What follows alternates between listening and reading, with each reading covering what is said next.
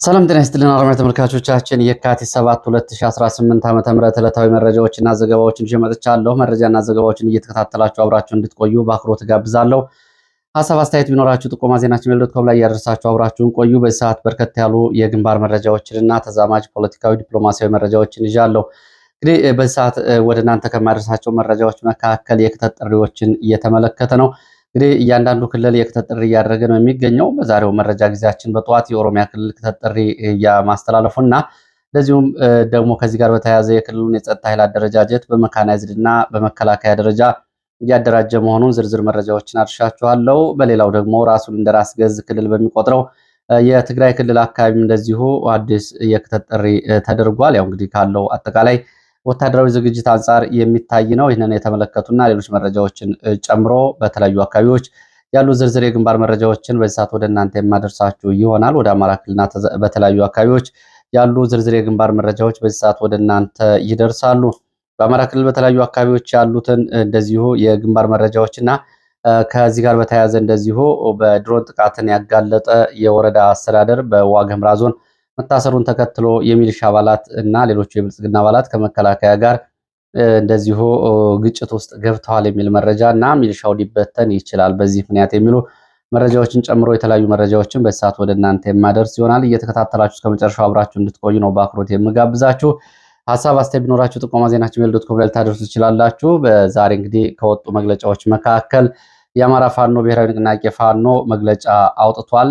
በመግለጫው የተለያዩ ጉዳዮችን አንስቷል። ሳምንታዊ የሆነውን የዘመቻ ውሎ የተመለከተውንና ሌሎች ዝርዝር ጉዳዮችን አካቶ ነው እንግዲህ በመግለጫው ይዞ የወጣው። ፋኖ የጀመረውን ጥቃት በብሔራዊ አንድነት እንመክታለን በሚል ነው መግለጫ ይዞ የወጣው።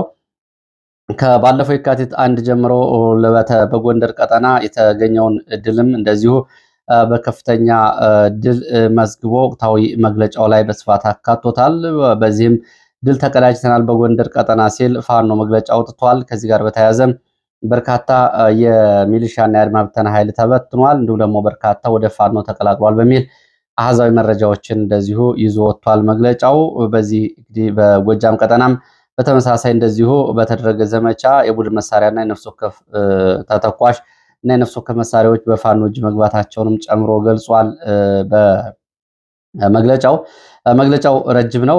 ከመግለጫው ውስጥ ዋና ዋና አንኳር ነጥቦች ከተባሉት መካከል በውጊያ እና በዘመቻዎች እንደዚሁ በፋኖን መቋቋም ያቃተው አገዛዙ ይላል መግለጫው የተለያዩ አጀንዳዎችንና የማደናገሪያ ፕሮጀክትና ፕሮፓጋንዳዎችን ይዞ እየመጣ ነው በሚል በዚህ ላይ የተለያዩ የፕሮፓጋንዳዎችን ይዞ እየመጣ ነው፣ የጥፋት ፕሮጀክቶች በሚል አንደኛ በንጹሐን ላይ ያነጣጠረ ጥቃት በሚል ነው። እንግዲህ ይህንን በተመለከተ የአማራን ሕዝብ ለማንበርከክ ያገዛዙ የጦርነት ተልዕኮ መሆኑ እንደተጠበቀ ሆኖ በህዝቡ ላይ እየደረሰው ያለውን በተመለከተ በተለይ ይህንን የንጹሐንን ጥቃት እንደ አዲስ ስልት ይዞታል በሚለው ላይ የሚከተሉትን ነጥቦች አንስቷል። በድሮን በጀትና በሌሎች ከባድ መሳሪያዎች ድብደባ በማድረግ የኃይል የበላይነትን ማሳየትና የወገን ኃይል ላይ የስነ ልቦና ጫና ማፍጠር እንደ ስልት ለመጠቀም ተሞክሯል ብሏል በሰሞኑ ዘመቻ። በዚህም የንጹሐን መኖሪያ መንደሮች፣ ትምህርት ቤቶች፣ ቤተ እምነቶችና የጤና ተቋማት ጨምሮ ኃላፊነት በማይሰማው መልኩ ጭፍጨፋዎች ተፈጽመዋል። በዚህ ምክንያት በርካታ ሴቶች፣ ህጻናት፣ አረጋውያንና ጨምሮ ሲቪሊያን በገፍ ተጨፍጭፈዋል። ይሁን እንጂ አገዛዙ ጭካኔ ህዝባዊ መሰረታችን ከማጠናከርና አረመኔነቱን ከማረጋገጥ ያለፈ ፋይዳ አላመጣለትም ብሏል። በሁለተኛ ደረጃ ደግሞ እንደ ማደናገሪያ ስልት ይጠቀማል በሚል ፋኖ ያነሳው የብሔራዊ አጀንዳን እንደ ማደናገሪያ ስልት ነው። በራሱ ህዝብ ላይ የጨካኝ አረመኔ ተግባራትን የሚፈጽም አገዛዝ ለሀገር ክብርና ብሔራዊ አጀንዳዎች ትኩረት ሊሰጥ አይችልም። በተለይ ግጭት ጠማቂው የብልጽግና አገዛዝ የሀገር ሉዓላዊነትን አሳልፎ ለመስጠት የማያመነታ ስለመሆኑ ባለፉት 7 ዓመታት ሀገር ውስጥ አንዱ በአንዱ ላይ በማስነሳት ግጭትን በመለኮስ በፍቅር የሚኖረው ማህበረሰቦችን ሳይቀር ለራሱ ፕሮጀክት በሚመች መልኩ ስውር ጦር በማስገባት ሲዋጋና ሲያስወጋ ቆይቷል። ከዚህ ባሻገር ለዘመናት በመከባበርና በፍቅር የኖረው አጎራባች ሀገራት ድረስ በመዝለቅ የእርስ በርስ እንዲከፋፈልና የዓለም አቀፍ የሉዓላዊነትን ሕግ በመጣስ ታጣቂዎችን በማሰልጠንና በማሰማራት ለጎረቤቶቻቸው ጠንቅ እየተከለ ይገኛል።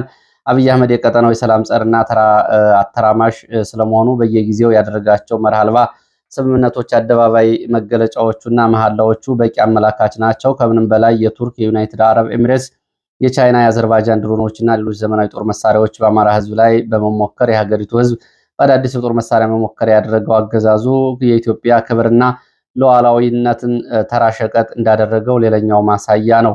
እውነታው የሆኖ ሳለ አንድ ጊዜ የባህር በር ጉዳይ፣ ሌላ ጊዜ ሉዓላዊነትን የወደብ ጉዳይ አጀንዳን በማድረግ የህልውና ተጋድሎ ውስጥ የገባን ህዝብ ለማዘናጋት እና በሌላ ትኩረት ጠምዶ ዋናው አጀንዳውን ቸል እንዲለው እና የትግላችን ማህበራዊ መሰረት ለመናድ ጥረት አድርጓል ይላል። በእርሻ ማሳው፣ በንግድ ቦታው፣ በአምልኮ ቦታዎችና በመኖሪያ ቤቱ ጭምር እያለ የሚያስጨፈጭፈውን ህዝብ በዚህ መልኩ ለማታለል ያደረገው ሙከራም አገዛዙ በፖለቲካ ከመቀንጨር መጠቃቱን ያረጋገጠ የከሸፈ ጉዳይ ስለመሆኑ፣ ሶስተኛው አጀንዳ ስሁት ትርክቶችን የግንባታ ሙከራ ማድረግ በሚል እንደዚሁ እንግዲህ ከፕሮጀክቶቹ አንዱ ብሎ ፋኖ ባወጣው የፋኖ ኃይል ከአብይ አህመድ ሰራዊት ጋር በጦርነት በጀመረበት ወቅት የአገዛዙ ኃይሎች ጋር አፍላ ፍቅር ላይ ነበር። በተለይ የአገዛዙ ሰራዊት መጀመሪያዎቹ በርከት ያሉ የቡድን መሳሪያዎችን መማረክ ኃይላችን ባጠናከርንበት ወቅት አገዛዙ ትግራይ ኃይልም ሆነ ከሌሎቹ የቀጠናው ኃይሎች ጋር ግጭት ውስጥ አልገባም ነበር። ፋኖ በራሱ አቅም ወራሪውን ሰራዊት በመመከት ወደ መልሶ ማጥቃት ይሸጋግራል ብሎ ማሰብ የተሳነው የብልጽግና ቡድን ተከታታይ ባዳና ባንዳ የሚሉ መሰረተ ቢስ ፍረጃዎችን ሊያለማምደን ሞክሯል። የማጥቃት ዘመቻዎችን በራሱ የብሬት እቅድ ጀምሮ በሂደት መቋቋም ያልቻለው ኃይል በስም ማጥፋትና በሐሰት ትርክት ዘመቻዎች ለማዳከም ሞክሯል። አንድ አይሆንም በትነነዋል የተባለው ፋኖ በረቀቀ የአመራር ጥበብ እንደ አለት የጠነከረ ድርጅት ሲፈጠር በሌሎች ኃይሎች ትዕዛዝ ነው፣ የጠላት ድጋፍ ነው፣ አንደኛው ወደዚህኛው ሌላኛው ግን ወደዚያ ነው በሚል መቀባጠር ጀመረ። ያልበቃ ብሎት ሎጂስቲክ፣ ፕሮፓጋንዳ፣ ፖለቲካ የሚሰፍርልን ኃይል እንዳለ አድርጎ ያለማቋረጥ በመለፈፍ ላይ ይገኛል። ከገባበት የብሪት ጦርነት መውጫ ያጣው አገዛዙ በአማራ ሕዝብ አጀንዳዎች በመታመን በብሔራዊ ጀግንነትም ሆነ በራስ በቅነት መታገል የፋኖ ሰራዊት አመራር የሚቀድም እንደሌለ ጠንቅቆ ያውቀዋል። አራተኛው የጦርነቱን ገጽታ ቀጠናዊ የማድረግ ግብግቦች ናቸው ይላል። ኢትዮጵያ በዓለም የዲፕሎማሲ መድረክ የምትታወቅባቸውን የውጭ ግንኙነት መርሆችን በመጣስ በሶማሊያ፣ በሱዳን፣ በኤርትራ ጭምር የዲፕሎማሲ ሀሁን በመጣስ መንገድ የትንኮሳ ተግባራትን ፈጽሟል። ደቡብ አፍሪካ፣ ናምቢያ፣ ዚምባብዌ ጨምሮ አፍሪካ ሀገሮች ነጻነት የቀዳሚነት ሚና የተጫወተችው ኢትዮጵያ ገጽታና ታሪክ በማይመጥን ሁኔታ በሌሎች ሀገሮች ላይ ወታደራዊ ጣልቃ ገብነቶች ጭምር አድርጓል። በዚህም የአማራ ሕዝብ የገባበትን የዘር ማጥፋት ጦርነት ቀጠናዊና ዓለም አቀፋዊ መልክ እንዲኖረው ለማድረግ ሞክሯል። የአማራ ሕዝብ የተጋድሎ ትርክት በቀጠናው ጦርነት ውስጥ እንዲዋጥ በማድረግ በስኬት ላይ ያለውን የህልውና ተጋድሎ በአርቲፊሻል ብሔራዊ ጀብደኝነት ለማደብዘዝ ጥረት እያደረገ ይገኛል በሚል ሌሎችን ማደናገሪያዎችና ይህንንም የከሸፈ ሲል ነው በመግለጫው ፋኖ ያነሳው። ፋኖ እንግዲህ ድርጅታዊ ውልደትን በተመለከተም እንደዚሁ ስኬታማ ድርጅት ስለማዋለዱ እንዲሁም ደግሞ ከድርጅት መስረታው ማግስት የተዘጋጀ የጥፋት ድግስን እንደዚሁ አሸንፎ ስለመውጣቱና ድርጅቱ መወለዱን ተከትሎ ድንጋጤ ውስጥ የገባው ያገዛዙ አለኝ በሚለው የጦር መሳሪያና የማጥቃት ስልት በሙሉ በተለያዩ አካባቢዎች መጠነ ሰፊ ዘመቻ ማድረጉንና ይህም እንግዲህ የስነ ልቦና የበላይነትን ለመያዝ ተፍጨርጭሯል። በሸዋ፣ በወሎ፣ በጎጃም ቀጠናዎች ኔትወርክ በማጥፋት ጭምር ያደረገውን ዘመቻ እንደዚሁ አንስቷል። ፋኖ በተለይ በሸዋ የተሰማራው ያገዛዙ ኤሊት ኃይል ያሰበው ሳያሳካ እንደዚሁ መመከቱንም አንስቷል። ሌላው የበቀል እርምጃ ነው። በደብረታቦርና በአካባቢው እንግዲህ ሰሞኑን መነጋገር የነበረው ነው። ይህ እንግዲህ በተለይ በደብረታቦር ቀጠና የነበረውን አጠቃላይ ሁኔታ በተመለከተ ደብረታቦር ከተማ ላይ ብቻ በ24 ሰዓት 16 ጊዜ የድሮን ጥቃት ስለመፈጸሙ እንደዚሁ መግለጫው ይዞ ወጥቷል። ይህም የጭካኔ ባህሪ ማሳያ ነው ብሏል። በዚህ ጥቃት የፋርጣ ወረዳ ፖሊስን ጨምሮ የተለያዩ ተቋማት እንደዚሁ ጉዳት ደርሶባቸዋል የሚለው መግለጫው ይህን ተግባር በሰራዊታችን ላይ ያደረሰው ተጨባጭ ጉዳት አለመኖሩን በተጨማሪ የውጊያ ውጤት በመለወጥ ደረጃም ቢሆን ሰራዊታችን ደብረታቦርን ጨምሮ በሁሉም አካባቢዎች የተደረገለትን ህዝባዊ እንደዚሁ አቀባበል የሚያደበዝ አይደለም የሚል መግለጫ አውጥቷል። እንደዚሁ ደግሞ በጎንደር በተለይ ለዚህ ድል እንደ መነሻ የተደረገው በጎንደር ቀጠና ያለው የፋኖ ውህደት በተለይና አንድነት በዘመቻ ያሳዩት ወንድማማችነት ለዚህ ድል ከፍተኛ አስተዋጽኦ አምጥቷል። ከጎንደር ላይ እንግዲህ በመሃል አርማጭሆ ሁለቱ በለሳዎች ባካለለው ማዕከላዊ ጎንደር ክፍል እንዲሁም ደግሞ በደቡብ ጎንደር በሁሉም ወረዳዎች እንግዲህ እዚህ ላይ የተገለጸው ማለት ነው። በዚህ ሁለቱም እዞች ጎንደር ጠቅላይ ግዛት እዝ እና የአማራ ብሔራዊ ንቅናቄ የበላይ እዝ በጋራ ባደረጓቸው ዘመቻዎች ከ2540 በላይ የጥላት ኃይል ምርኮኛ ስለመሆኑ እንደዚሁ እጅ ስለመስጠቱ ገልጿል። ይሄም በመዘግየታቸው ምክንያት እንደዚሁ እጅ ለመስጠት ተደምሰዋልም የሚል መግለጫ አውጥቷል። እንግዲህ አሃዛዊ መረጃዎችን በተመለከተ ያው በተለያዩ ወረዳዎች የነበረው ቁጥሮች የተለያዩ አሃዛዊ መረጃዎችን ያሳያሉ። ለማንኛውም ይህንን ድል ለማምጣት ለድላችን አንድነቱ መሰረታዊ ነው። ለወትሮው ዝግጁነትም አሁንም ሰራዊታችን የታነጸ መሆኑን እናረጋግጣለን። በቀጣይም እንደዚሁ ዘመቻዎችን እናደርጋለን ሲል ነው ይህንን ይዞ የወጣው። በመጨረሻም ሰራዊታችን የደረሰበትን ሁሉ ተባባሪ በመሆን ፍቅር በመስጠት ከጎናችን ለቆመው ህዝብም እናመሰግናለን የሚል እንደዚሁ ነጥብ ይዞ ወጥቷል። እንግዲህ በዚህ በመግለጫው ላይ የተለያዩ ጉዳዮች አሉ። ከዚህ ጋር በተያያዘም እንደዚሁ ወደፊት አመራሮቹ በቃለ መጠይቅ የሚመጡ ከሆኑ አንዳንዶቹ ማብራሪያ የሚያስፈልጋቸውም ነጥቦች አሉ። እነሱም ወደፊት የምናይ ይሆናል። ወደ ሌላ መረጃችን ስንሄድ እንግዲህ የክተት ጥሪዎችን እየተመለከተ ነው። ህወሓት ዛሬ ባሰራጨው መግለጫ የክተት ጥሪውን ደግሞ አስተላልፏል። ወረራ ሊፈጸምብን ስለሆነ የትግራይ ህዝብ ይዘጋጅ ሲል ነው ህወሓት ጥሪ ያቀረበው። ከዚህ በፊት የህወሓት ጥሪ እያቀረበው እንግዲህ ከሰራዊቱ ለተሰናበቱ በዲዲአር ወይም ደግሞ በተሃድሶ ጭምር ለተሰናበቱ እንዲሁም ደግሞ ከሰራዊቱ በተለያየ መንገድ ለወጡት ነው። ቀደም ብሎ በኦሮሚያ ክልል ተመሳሳይ የክተት ጥሪ ማስተላለፉና የ1 ሚሊዮን ሚሊሻ ፕሮጀክት እንዲሁም ደግሞ የሰራዊት አደረጃጀት በተመለከተ መግለጫ ወጥቷል። እንግዲህ እነዚህ በኢትዮጵያ ውስጥ በአንድ ማዕቀፍ ውስጥ ያሉ ሁለት ክልሎች በዚህ ልክ ነው እንግዲህ የሰራዊት ጥሪ እያደረጉ ያሉት። በዚህ ምክንያት እንግዲህ በትግራይ ያለውን አጠቃላይ ሁኔታ በተመለከተ በተያያዘ መረጃ የሎጂስቲክ አሰባሰብ እና ነዳጅ ሬሽንን ጨምሮ በአስቸኳይ ወደ ማዕከላት እንዲሰባሰብ እንደዚሁ ግምገማ መቅረቡ ነው የታወቀው። ዘግይቷል፣ የተፈለገው ቁሳቁስ ሎጂስቲክ በአግባቡ አልተሰበሰበም የሚል ግምገማ ስለመቅረቡ የመጡ መረጃዎች ያሳያሉ። እያንዳንዱ ቀበሌ ከ65 ቢያንስ አዲስ ታጣቂ እንዲያቀርብና ምልመላ እንዲያደርግ ዝቅተኛው ለእያንዳንዱ ቀበሌ በትግራይ ለሚገኙ ይሄ ተሰጥቷል። እንዲሁም ደግሞ መረጃን ይሄ በግዴታና በአፈሳም ጭምር ማሳካት አለባችሁ የኔ ያክል ኃይል ተብለዋል። ከትግራይ ወጣቶች እየወጡ ነው የሚልም ሌላ መረጃ ወጥቷል። ይሄ በትግራይ ክልል ያንዣበበውን ጦርነት ተከትሎና እንዲሁም ደግሞ አፈሳና የግዳጅ ዘመቻ ይጀመራል መባሉን ተከትሎ በእርግጥ ተጀምሯል። ባለፈው በአስተርዮ ማርያም ጭምር ነው አፈሳ የተደረገው። ይህንን ተከትሎ አሁን በርካቶቹ የትግራይ ወጣቶች ክልሉን ለቀው እየወጡ እንደሆነ ተገልጿል። ከክልሉ የወጣቶች ከትግራይ እንዳይወጡ እገዳ ተጥሏል ነው የተባለው። ነዳጅ በግለሰብና በተቋማት እንዲከማች እየተደረገ ስለመሆኑ መረጃዎች ገልጸዋል። ወደ ትግራይ ጉዳይ ስንሄድ እንግዲህ በትግራይ ካለው ጦርነት አንጻር የነ ደብረጽዮን ቡድን ብቻ አይደለም በትግራይ ሆኖ ወታደራዊ ዝግጅት እያደረገ ያለው ሌሎችም ቀድሞ የህወሓት ባለስልጣናትና ወታደራዊ አዛዦች የነበሩና አሁን በፖለቲካ ስደት በአዲስ አበባ የሚገኙ እንደነ ጌታቸውና እንደነ ጀነራል ጻድቃን የመሳሰሉት የቀድሞ የህወሓት ባለስልጣናትና ወታደራዊ አዛዦች እንደዚሁ በትግራይ ላይ አብይ ዘመቻ እንዳደርግ እየጎተጎቱ እየገፋፉ ያሉት እነሱ ናቸው። የጦርነት ነጋሪት እየጎሰሙ ያሉት ይሄ ደግሞ በአብይ አህመድ ጡንቻ በቀድሞ ጓደኞቻቸው ላይ በቀል ወይም ደግሞ የኃይል የበላይነት ለመውሰድ ነው ይህንን ተከታታይ ጥሪ እያቀረቡ ያሉት የሚል እንደዚሁ ወቀሳም እንግዲህ ከገለልተኛ የትግራይ ተወላጆችም እንደዚህ አይነት አስተያየቶች እየወጡ እንደሆነ ነው መረጃዎቹ የሚያሳዩት። ወደ ሌላ መረጃችን ስንሄድ ወደ ፖለቲካዊ መረጃዎችን አስከትላለሁ። በአፍሪካ አንድነት ህብረት ስብሰባ ላይ መክፈቻ ላይ ከዚህ ጋር ያው የዲፕሎማሲ እንዲሁም ደግሞ ቀጠናዊ መረጃ ነው የወደብና የባህር በር ጉዳይን አብይ አህመድ አንስቶ በአፍሪካ ህብረት ዛሬ 39ኛው ጉባኤ ላይ የመክፈቻ ንግግር ላይ ይህንን በተመለከተ እንደዚሁ በንግግሩ ላይ አካቶ ይዞ ቀርቧል። ቀጣይነት ላለው እድገት ሲባል የባህር በርና መዳረሻ ጉዳይ በሰላማዊ ትብብር እንደ አጀንዳ ሆኖ ሊታይ ይገባል የሚል አንስቷል። እንግዲህ ከኢትዮጵያና ከኤርትራ አንጻር ባለው ውጥረት በአፍሪካ ህብረት ፊትም ጭምር የቀረበ አቋም ነው።